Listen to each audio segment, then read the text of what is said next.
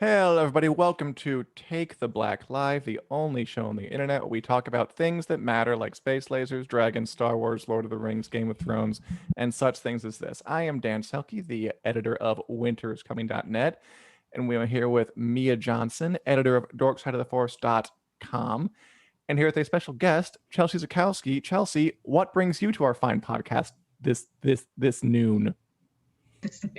I'm here to talk about the Bad Batch. So really excited about that. Yeah, The Bad Batch is the brand new animated Star Wars show that just premiered last night. And before we do it, though, before we dive into the Bad Batch, we're also going to talk about House of the Dragon later. There's some really cool new stills breaking from the Game of Thrones prequel show. We'll go over some of the giant Marvel things that are coming out. And thanks, everyone, for joining us. Hey, Lamont. Hey, Julie. Hey, Christian.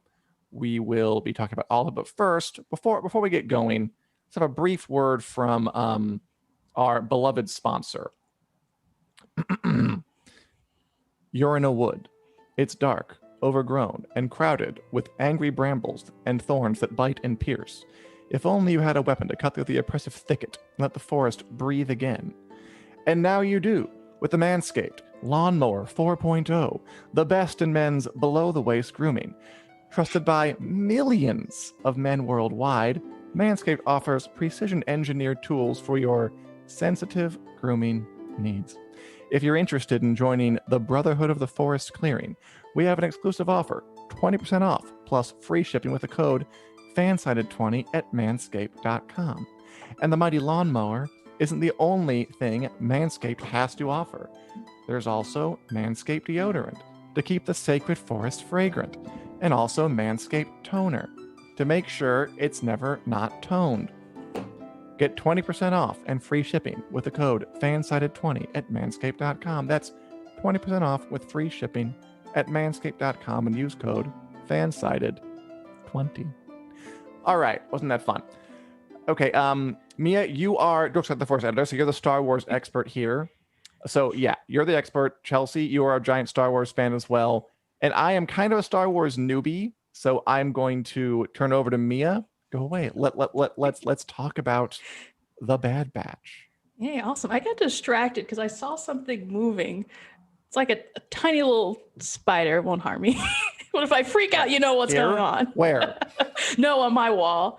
It's I was like, wait, behind me? No, nobody panic. It's just me. Okay, let's get into the real Star Wars. I'll be fine.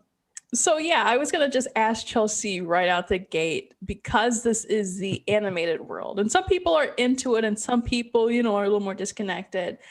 How would you describe the Bad Batch to people who maybe are not necessarily super familiar with the Clone Wars and everything that goes on with the animated series?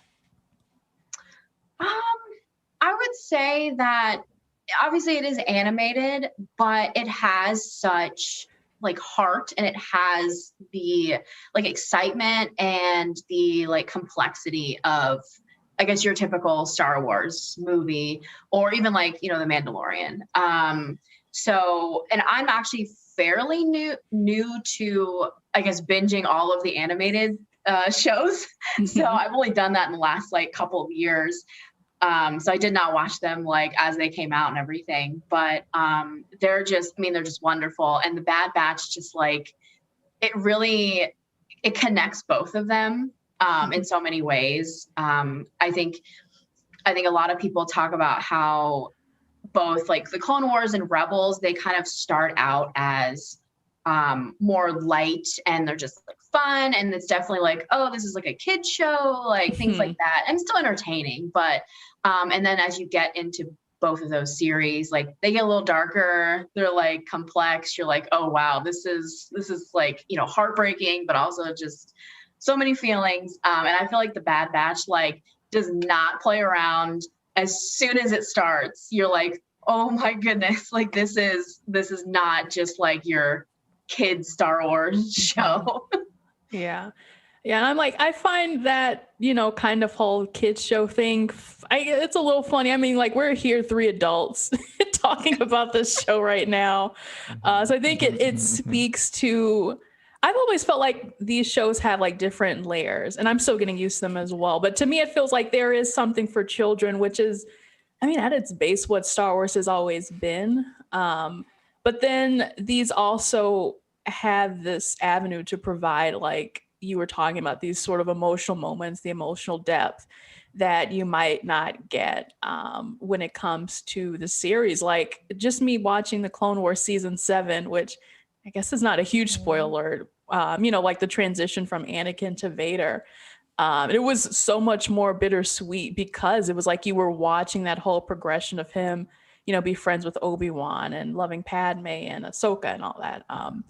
So yeah, I was going to ask Dan, how do you feel about, a surprise question on you already about, this distinction between, what is a kid's show and is this for adults and all of that in animation?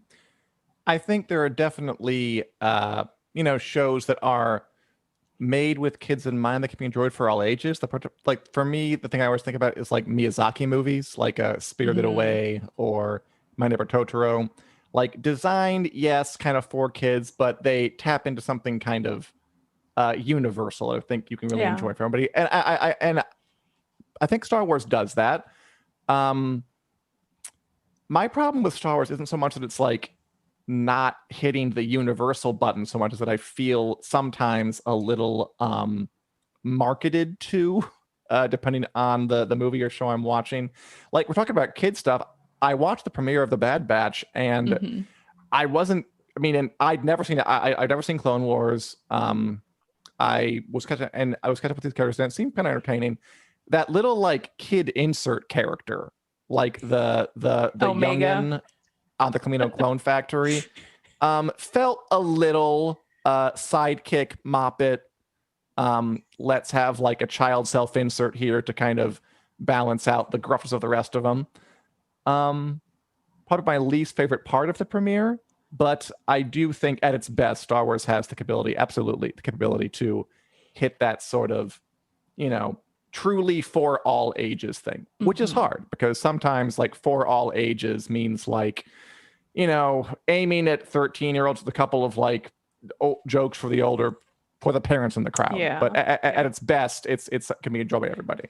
Exactly. Well, I hope we've convinced some people, at least at the very beginning, to give this a chance. Give it a chance. But I want to talk about your interview as well, which I was excited to pass that along to you. So you interviewed D. Bradley Baker in a press conference, virtual. D. Bradley Baker, who voices all 5 of them, with distinct Australian accents.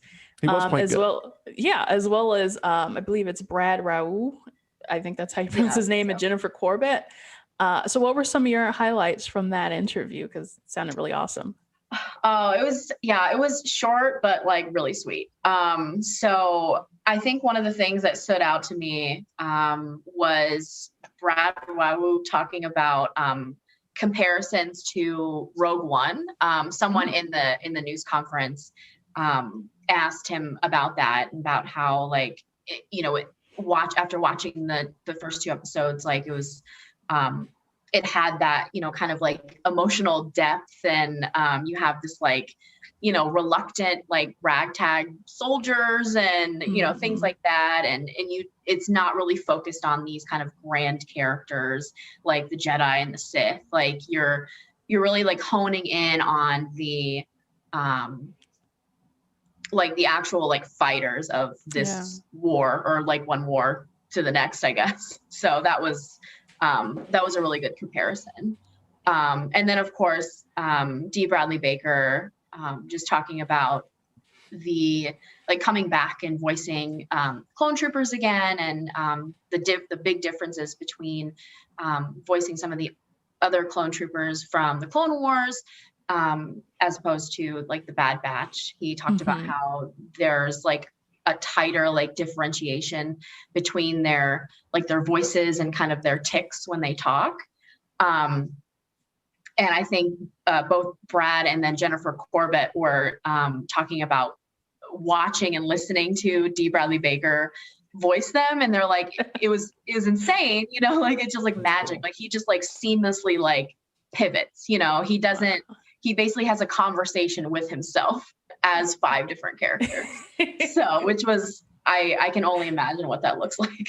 That's funny. Yeah. Go ahead, Dan. I was gonna say, like, I will say, like, as someone who hadn't watched the show before, when watching it, I was like, if you hadn't told me it was the same guy, I probably could have believed it was different people, because he was very adroit in his work. Yeah. I was wondering that. I'm glad you put that in your write-up we have on Dork Side of the Force as well for more in that interview. But as I was watching probably the Bad Batch, I was wondering, does he record the lines separately, or like how does he D. Bradley Baker do that when you have to go, as Lamont says, New Zealand accent more specifically, that but what's funny for me is, like, after 70 minutes of watching that premiere, because it's a long premiere, so you really have to be into it if you want to commit. It had me thinking in like that New Zealand accent, like, oh, I've got to get ready for bed, and I've got to go clean my gun. I don't have to clean a gun. What is this? So it really sticks with you. And even Omega has the accent, but that is not D. Bradley Baker, just full disclosure. No. It could have been, possibly. So yeah, I also wanted to talk about, you were speaking about having this perspective from the clones, and I guess I should say, how do you feel about a series that's not necessarily focused on Obi-Wan Kenobi and Anakin, and even someone who we've grown to love like Ahsoka, being the focus of a brand new spin-off? Like, is this bold for Star Wars to do? Yeah, I mean, and to be honest, so I watched, Disney's Investor Day way last year or the year before, I can't remember what year it is, when they announced all of these new Star Wars shows. And at that point, I had not watched all of the Clone Wars. So when they announced the Bad Batch, I was like, oh, cool. Like, we're going to get another, Star Wars animated series, which I'm excited about. Like, that's cool. But I wasn't like, when I learned more about it, I was like, okay, like, I'll watch it. Like, I wasn't like really, really excited until I caught up with the Clone Wars and watched those, their 4-episode arc in season 7. I was like, these guys are great.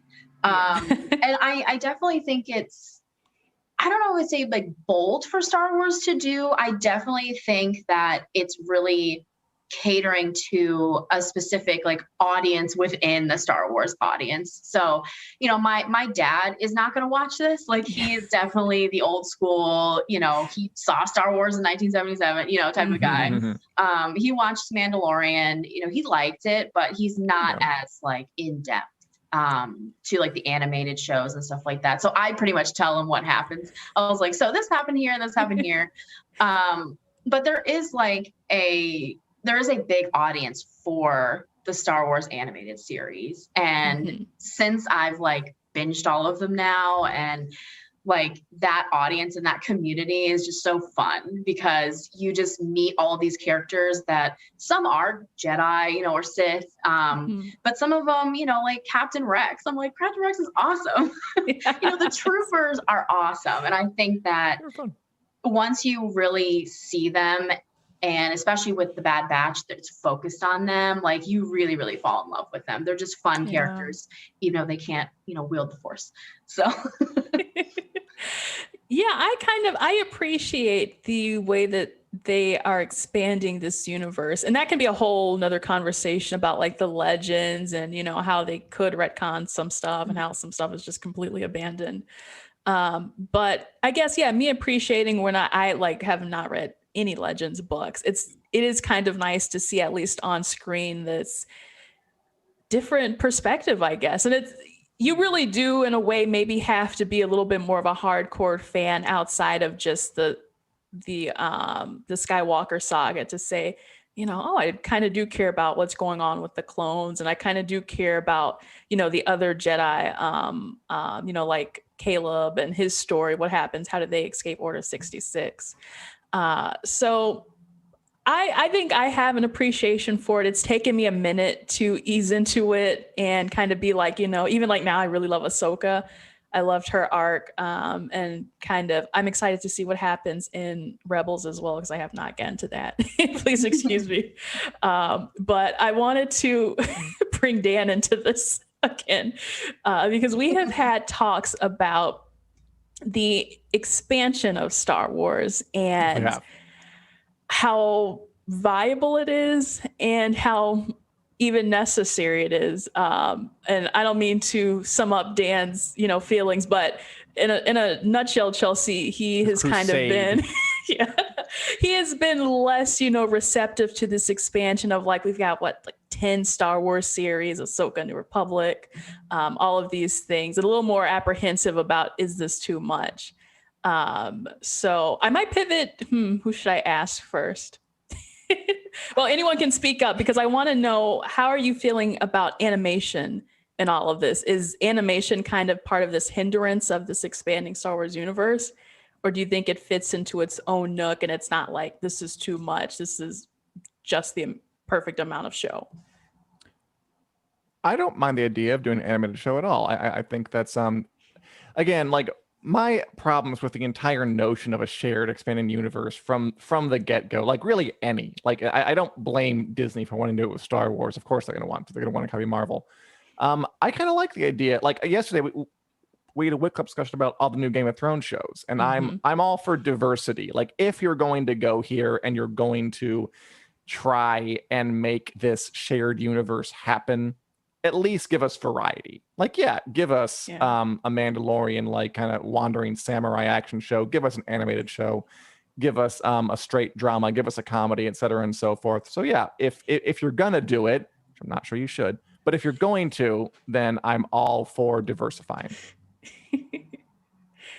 Well, Chelsea, how do you feel about the whole, in general, the expansion of the Star Wars TV universe? Do you feel like it is just enough, or do you have some reservations about what the future is?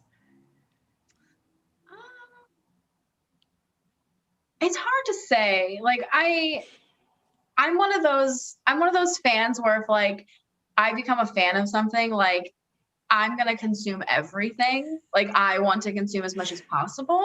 And even though I might have differing opinions on a certain movie, I'm still going to watch it. I'm still going to consume that. I personally, like Dan said, I like the variety. I like the fact that we have 9, feature films, plus, 2, I guess, more breakout or spinoff films.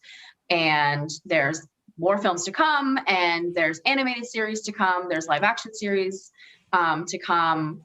I'm all for it. If anything, I worry about, I guess, more of the casual fans who maybe don't, they're not I'm going to consume every single thing Star Wars so I can understand the whole picture. I kind of have the same feelings with Marvel, the Marvel universe. There's just so much. And me and my husband, we are dedicated to watching, the Marvel films and everything. But after a while, it's I feel like I can't catch up. So I worry about, I guess, more casual Star Wars fans feeling like it's too much, where they have to watch this show to understand this movie, to understand this other show, things like that. So if anything, I want everybody to be happy, and I want everybody to love everything as much as I do, but I can understand where it can be confusing and overwhelming. Yeah, I guess I'm pretty much with you on that, where it is kind of we see now Marvel is creating that barrier to entry where it's at first, if you didn't watch Agents of S.H.I.E.L.D., that's not going to mess you up, or if you didn't watch Daredevil for the next movie. Now, when we do have things like WandaVision, Falcon, Winter Soldier, and Loki, it's kind of you do have to really, really keep up if you want to pay attention to everything else. Maybe it won't be like that. We still haven't seen any of the newer movies, and for Star Wars as well, we haven't really seen how that plays out. But just for example, The Mandalorian season 2 with Ahsoka, Bo-Katan, it's you kind of need to know about them. They kind of did a good job of just introducing them without any background. But yeah, it's just one of those things where it's it remains to be seen, and only the future and time will tell. So yeah, I think I've got all my questions answered, unless Chelsea, you have any concluding thoughts about, or where do you hoping for the season to go now that you've seen 2 episodes? We can't talk about the second episode, but where do you hope the season will go? I don't know. Like, I know that like Dan talked about, he didn't necessarily like the inclusion of Omega, but I'm curious to see where that's going. Okay. Like, obviously, like, this is set in a time where we kind of know how it ends. You know, it's like literally like the first days of the Empire. So obviously, like, we know like what's going to happen in 20, 30 years. Yeah. So that to me, I'm like, okay, I'm interested in seeing kind of like how the Empire takes shape and kind of takes hold around the galaxy, and how the Bad Batch fits into that, and the troopers and everything. I am interested to see if Star Wars is going to try to inject more of the like Jedi Sith thing, kind of like what they did in The Mandalorian season 2, which I'm fine with, but it makes me go back to what I said about more casual fans feeling like, okay, like now we're getting to this part again when we should just, you know, focus on the troopers' experience through this whole thing. So when does Luke Skywalker show up to take one of the troopers away in a training mission? Is honestly, I don't know if I really want him to. Yeah. Like, granted, very excited that he showed up in The Mandalorian. I could have done without it, not like mad about it, but I am hoping that this series really kind of focuses not on the Force. Yeah. I want like the normal people, or quote unquote normal people in the galaxy. I want those stories, and I think that the Bad Batch has like a great opportunity to tell those stories. Exactly. But will it take it? Stay tuned. Exactly. Well, yeah. I love that. Thank you, Chelsea, so much. This is fun. Yeah, if you guys have comments, let us know if you're going to be watching the Bad Batch. There's a new episode again coming out this Friday, and then the rest of the episodes will drop on Fridays. They will not clash with Loki. Thank goodness. You know, we've got 2 days, one for Marvel and one for Star Wars. So thanks so much, Chelsea. And, you know, you're always welcome over here again. Of course. Yeah, thanks for having me. This was fun. Bye. Bye. Have a good one. All right. So thanks, Chelsea, for coming on, talking about Star Wars, The Bad Batch, airing now on Disney+. Now, Mia, why don't we pivot to another shared universe in another galaxy far, far away and back in time, a long time ago. HBO is getting out ahead of the race, and we've been giving you updates on the filming of House of the Dragon, the Game of Thrones prequel show, for a while now. Matt Smith and company are on a beach. They're filming a scene. They're in the Targaryen finery. And there have been leaked photos coming out. And HBO said, you know what? No. Why should we have to let these leakers give these photos? We're going to release some glossy photos of our own, which I think is very smart. And for example, we have this really, really pretty one of Matt Smith and Emma Darcy right up close. No need to squint. No need to make out like, who is that? What are they doing? That is the two of them as Daemon and Rhaenyra Targaryen on a beach in the Targaryen finery in their bleach blonde wigs, looking pretty good. And I'll start by saying this is smart, because on Game of Thrones, they would have learned people are going to take pictures. They're going to swarm you whenever you're on a set. They're going to just snap, and they're going to come out. Why not just take your own pictures and make them better looking and release them anyway? I think this is a smart move. What do you think, Mia? Yeah, we've reached that stage where it's like, you really can't hide these things anymore. You really, really can't. And so I feel like it's another thing where you cannot pretend or be ignorant to what is going on as well. Like, you know, want Matt Smith pictures. We don't know what you're talking. It's like, yeah, get the get the one up on them, get the leg up on them, have your own HQ photos, kind of describe what's going on without giving too much detail. And it's like, yeah, if it's there, just it's kind of like that damage control. Take it and make the best out of it. I mean, like on Game of Thrones, they would even do things like film fake scenes toward the end, where like distract people. And I was always like, what a waste of time! Like, what a waste of money! Like, just instead of trying to fool everyone, just embrace it and just put out your own press release, put out your own photos. I like that idea if that's going to be what they're doing. We also got our first looks at Olivia Cook and Rhys Ifans, who I believe has a Welsh name, as Alicent and Otto Hightower. That is daughter and father. She is the wife of the king, Rhaenyra's father. She's the other side of the conflict. Wants her son on the Iron Throne. Rhaenyra wants her damn self to be on the Iron Throne. And her father, Otto, is the hand of the king to Viserys Targaryen. So the Ned Stark, the Tyrion Lannister, the Tywin Lannister, the kind of power behind the throne. And not to spoil it too much, but all I'm saying is people in that position don't usually tend to come to a great end. And it's kind of like the Game of Thrones version of the Defense Against the Dark Arts job. Whoever has the hand of the king job, usually they don't really come to a good end, and he's not exactly an exception. I won't spoil the specifics. They look pretty good. You know, they're wearing their kind of traditional looking medieval costumes. I don't have anything like too revelatory to say about it. Although there was a thing on Twitter I saw that apparently no one on Game of Thrones ever wore earrings. It just didn't happen.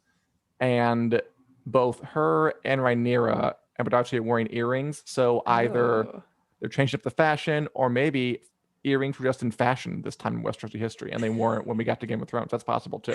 Let the speculation begin. I did like seeing that though. It was kind of like the Leonardo DiCaprio meme where he's like, pointing at the television.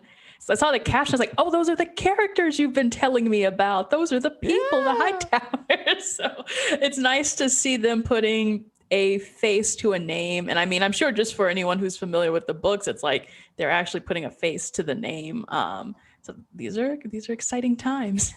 I'm definitely hoping that things, as the more that we look at them, the more it'll sink in, and then we'll know the characters well. By the time they come into screen, we'll be familiar and have expectations. Although it's also good to not have expectations. It's also good to go in not really know exactly who they are and just see whether they do a good job of giving you a character you like. As Sean says, looking forward to seeing Sonoya Mizuno as Mysaria. We haven't seen her yet. That's true. Take whatever we can get. Love these new images, and they're great.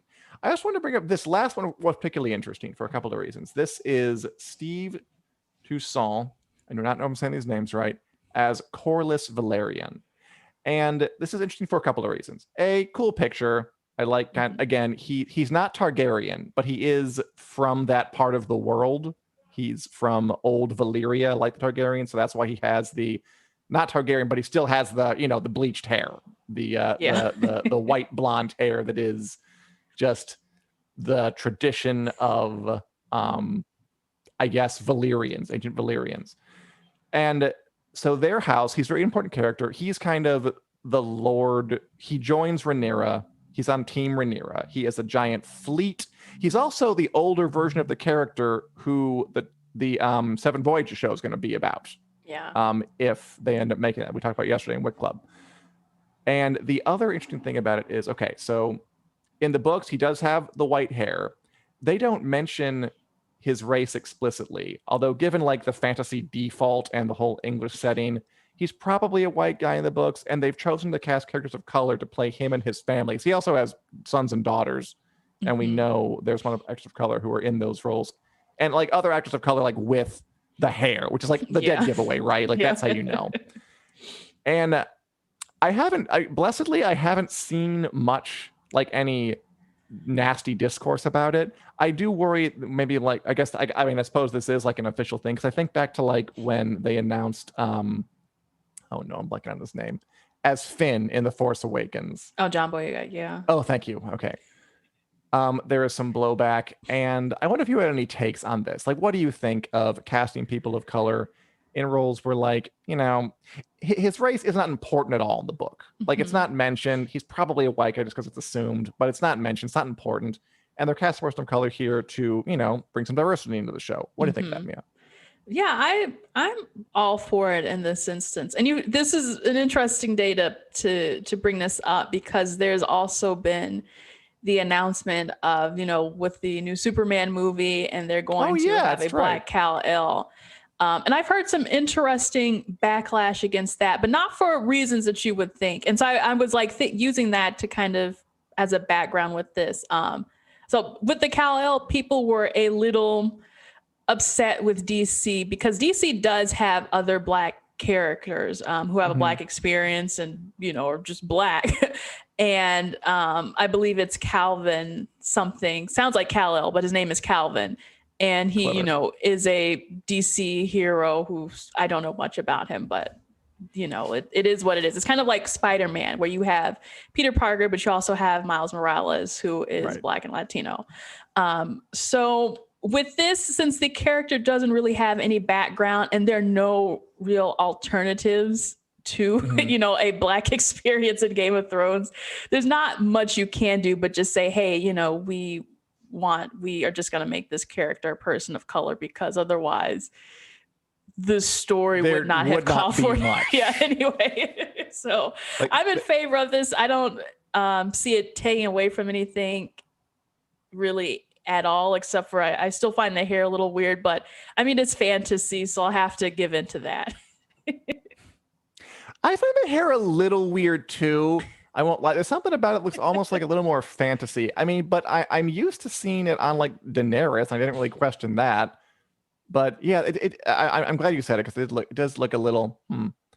But yeah, I'm sure it'll look good when it's, you know, in motion, in context and everything. Yeah. And Zozo Lamezi says the wigs look so much better on camera than on the leaked pics, which I agree with. And yeah, I'm excited about that. I mean, Game of Thrones got some blowback for, you know, not having a lot of diversity. And, you know, you can always use the excuse of like, well, that's what the text was like. And like, it's true, but you're not making the book. Like, you're making a TV show, and you're making a TV show in 2020, 2021. And you can take that into account when you're doing things like casting or blocking or writing or really anything. So I think it's a cool idea. I'm looking forward to seeing how it goes. And he is a very important character, and his family's an important character. So it's a good way to sort of kind of cast, like, hit a bunch of birds with one stone, you know? Yeah.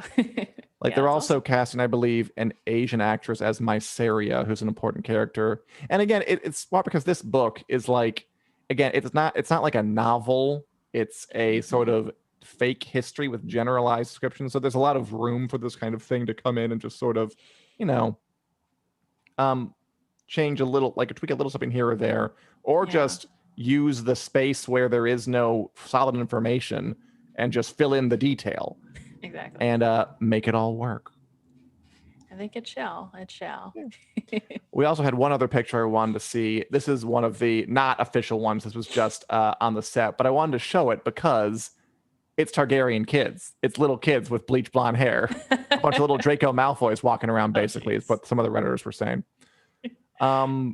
What do you think of that, Mia? Because there are quite a lot of kids in this story. I don't know how many they'll actually end up having. I imagine some will be cut, but there are a bunch of kids. Like Rhaenyra has kids, Alicent has kids. And what do you think of the prospect of seeing a bunch of bleach blonde Targaryen and Velaryon, like 6, 7, 8, 9, 10, 11, 12-year-olds running around doing their thing? I mean, come one, come all. This reminds me of something. I don't know what I'm thinking about, where it's just like, there's no kids, it's only adults. I don't know if it's like a video game. It's not The Sims. They have kids in The Sims, but yeah, I don't mind, you know, as long as they do. I'm sure they're doing kid appropriate things. They might swear. Oh, no, who knows? This is Game of Thrones. Well, I'll let them use one swear word each. We're pretty sure, we think that the scene they're filming is when the one son of Rhaenyra gets in a fight with the son of Alicent and ends up like tearing his eye out. Oh, jeez. Like, what do you mean the kids? No, they're not. This is Game of Thrones. They're gonna do horrible stuff. Remember when Arya like killed the hell out of that guy in Bravos, or There's lots of Sansa scenes that were uncomfortable. No, the kids are going to be doing some messed up stuff, but I'm sure they'll be well supervised, taken care of. Oh, exactly. And I mean, cursing, I guess, in like a fantasy thing, they can just make up some curses, I guess. Exactly. Well, I'm assuming those kids are well looked after, I'm sorry to disappoint you so harshly and so off the bat, but corrupting the children. No. I'm also not sure, like, so because Game of Thrones, like, there were a bunch of characters who were very young and they aged most of them up. Like Daenerys and Jon Snow are both like 14, 15 or something in the books, but they kicked it up a notch. They raised everybody's ages up. And we are wondering if it's a situation where like these are like scenes in the first season that are going to be a little further back and then you jump ahead some years, or they'll age some up, because some of these kids have pretty big roles, and I'm going to guess they're going to cast a little older actors when we get to like the big actiony parts, which do happen some years later, but we will see. Yeah. Awesome. Any other comments on House of the Dragon, Game of Thrones? No, it's funny. Every passing day, I'm a little more excited about it. So you've got a fan. And I think we're only going to get more images and information from here on out. Yeah. Moving on, there's actually quite a big week for news. The Last Kingdom got canceled on Netflix. I was upset about that. I mean, not upset, but or rather, it's going to be the final season of last season. Last season. This is like a medieval show on Netflix. Pretty popular. We like it. There's a Green Lantern show coming. Apparently, Doctor Strange was cut from WandaVision. There's a real live lightsaber now. Lots of Wheel of Time teases. I did want to hit all the new Marvel stuff before we move on to our What Are We Watching section, because there's a bunch. Yeah. Like, they basically released all their Marvel's plan to take over 2021, 2022, and 2023. We learned that the title is going to be Black Panther Wakanda Forever. They put an official title for that for 2022. We learned that the Captain Marvel 2 is going to be The Marvels, which I don't know if I like. I feel like, again, it's big on franchise building. So they're going to have Captain Marvel. They're going to have Monica Rambeau. They're going to have Ms. Marvel. I don't know. I kind of feel like you're not worth your own title, I guess. You're going to be The Marvels. And such things as this. Oh, we got our first Eternals footage, including Rob Stark, aka Richard Madden as Icarus right there, looking super heroic. Yeah, I was excited that they shared the Eternals footage, because that seems so long overdue and everyone has just been clamoring for it. So it's kind of funny. It's like, because these are all familiar faces, like Angelina Jolie, Kumail Nanjiani, and like Chan. It was like, I've seen all these people before, but to see them in this new context, and it's a Marvel movie, it's very, very exciting. So there was no Kit Harington in this, right? Just making sure I didn't miss anything. 10 seconds of footage. No, they didn't get around to him. Yeah. So it wasn't a full trailer. It was this whole, like, hey, look at all these things we've done, and look at all these things sizzle reel going to happen. Yeah, exactly. So don't forget, you're here forever, basically. Yes, up through 2023. But yeah, excited stuff for that. Any other I don't know, I for some reason I assume I would be more excited about this. Any other things stand out to you? Any titles, any dates, or just we all knew it was coming, bring it on? Yeah, it was kind of a weird, like, it was kind of like, why are you dropping this right now? It's the day before Star Wars Day, and nothing like they've already announced these things, which was kind of weird. And in that trailer, they showed you more Black Widow footage. You're like, yeah, it's coming eventually. It's coming. And like I said, the Eternals was exciting. We've seen the Shang-Chi trailer. So it was really just another hype builder.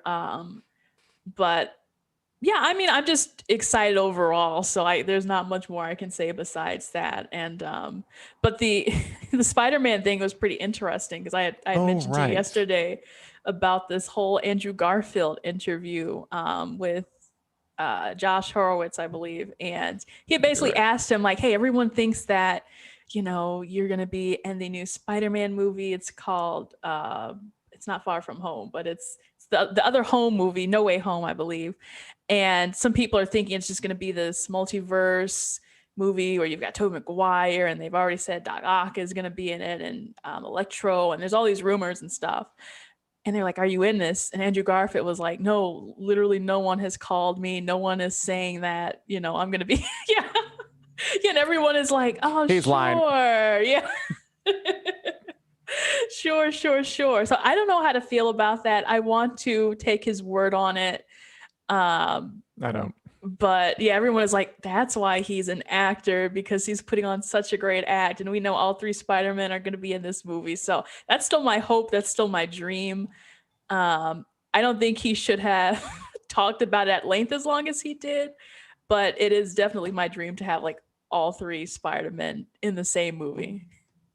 I almost feel bad for actors nowadays, like with this spoiler culture stuff, where it's all about keeping secrets. Like they didn't used to have to go on talk shows and lie. I'm assuming he's lying. I could be wrong, and then I'll eat some crow. But I mean, it's like a new phase of their job. I remember when Jon Snow died, and Kit Harington had to go around talk shows being like, anything, like, which apparently hated. It's a thing they do now, and I assume he'll be in it. I assume they'll all be in it. And I think they should all take a tack from HBO and just release images. From now on, I think they should have just released a glossy pic of Andrew Garfield, Tobey Maguire, and the main one, Tom Holland, all in their spider suits, give them the thumbs up sign like the first day. That's what I would have done. Just get out of the way. Stop and the speculation. Yeah. But I seriously hope that's what happens from now on, but maybe it'll take a while because I feel like since Game of Thrones, there's been this whole like spoiler culture surge, and now there are all these strategies that are just wasting all this time, and now there might be like a coming around to a new thing where it's just like give them what they want and they'll shut up. Exactly. Because then it's like it gives, you know, like on our end, if we're going to be interviewing someone like Andrew Garfield, you know, it's like people want to ask that question, and it would be awesome to at least tease it. Like if they were to give you a photograph and say, "Hey, here's all 3 of us together," you can kind of at least tease a little bit more out of them. Like, "Hey, how do your characters interact? What can we expect?" Versus again, wasting time on screen being like, "I don't know. You'll have to see. The Marvel snipers are pointed at me." Don't make liars out of these professional liars. Exactly. I'm surprised to see Oh yeah, go ahead, read some comments. I was going to comment as well. As Christian says, anyone notice the Fantastic Four reference at the close of the Marvel trailer? I heard about it. I didn't actually notice it. What was it? It was just Fantastic Four logo, like it's coming soon. Oh, cool. Yeah, I'll watch that. As I think Richard says, which I agree with, digging look of Eternals, all that natural lighting, Selma Hayek on horseback is very Chloe Zhao West. This actually worked out nicely for Eternals because they delay it, and then Chloe Zhao wins a damn Oscar for Nomadland, and now suddenly this is like the most prestigious superhero movie in history. Oh, yeah. As Julie writes, Britannia's page posting lots of stuff, hinting at it returning soon, but not saying when. Foxtel is showing season 2 catch up. I can't wait for that. Yeah, sounds cool, and I feel like I'm honor bound to watch Britannia at this point. I put it off for way too long. Oh, really? I shouldn't even say this because now there's pressure, but we'll see what happens. Yes. Speaking of watching, Mia, you watching anything else these days? I have been buried deep in Star Wars right now. So if I wanted, I couldn't watch anything else if I tried. Right. So I'm going to pass this section on to you. Sure. I mean, I'm still watching Warrior. I still recommend it very, very heavily. We just got caught up, so we're going to keep on going. The Nevers, I just got new screeners for that. I'm looking forward to that. I'm also, okay, by the way. You got new screeners? Oh, yes. I got 2 new ones. Looking forward to it. You want me to hook you up? I'm sure I can email them. See if we can do it. I also at some point, HBO Max became my most preferred streaming service. I watch the most stuff on that. I'm watching that Q Into the Storm documentary. They have great documentaries on HBO Max. I really think so. Which is about kind of the QAnon phenomenon and like the weird sort of banal sociopaths behind it. It's really interesting. And then I'm also watching that Allen versus Pharaoh documentary series about the Woody Allen sex scandal back in like the early 90s. Wow. Oh, it's good. And just like, tearing down. It's part of it's like a post Me Too sort of tear down of this iconic director who sort of like escaped during all of that, even though he did things a while back that were very questionable at the time, but he kind of like got away with it at the time.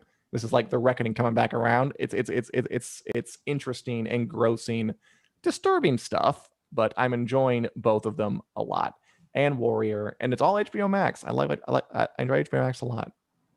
That's awesome. Yeah, I did watch Mortal Kombat last Wednesday because Watch that too. Yeah, I didn't get to share my review on this show, but wasn't for me. It was not for me. I found some of the scenes very creative and maybe a little too gory for me on that front as well. If you're really into that stuff, then all the more power to you. But yeah, I was like, yeah, it's just not for me. I was surprised. My dad gave me his review. He was like, he really liked it. He, I guess, loves Mortal Kombat. So I was like, all right, I'll just let you have your thing.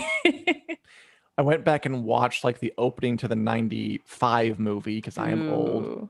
And I was like, this kind of slaps like that song at the start. Like this is better than the entire other thing. And Christian, yeah, I recommend it if you're into like kind of a throw you into the storm, a sink into it engrossing documentary about the nerdy banality of evil. Anything else, Mia, you want to bring up before we wrap things up? Let's see, HBO Max released Tenet last Saturday. It was okay. Yeah, that's a long one. That's another. I never saw Tenet. I'm sort of done with Christopher Nolan movies. I don't know. I feel like I saw a bunch in theaters, and they were all. I just didn't hit me the way. Yeah. I feel like they were hitting other people. Yeah. The Dark Knight's great. This one is the most Christopher Nolan movie to ever Christopher Nolan. So if that turns you off, then don't bother. You watched it? Yeah, I've seen it already. Yeah. Were you a fan? Did you like it? I liked it just to have something to watch. I am kind of a fan of his genre.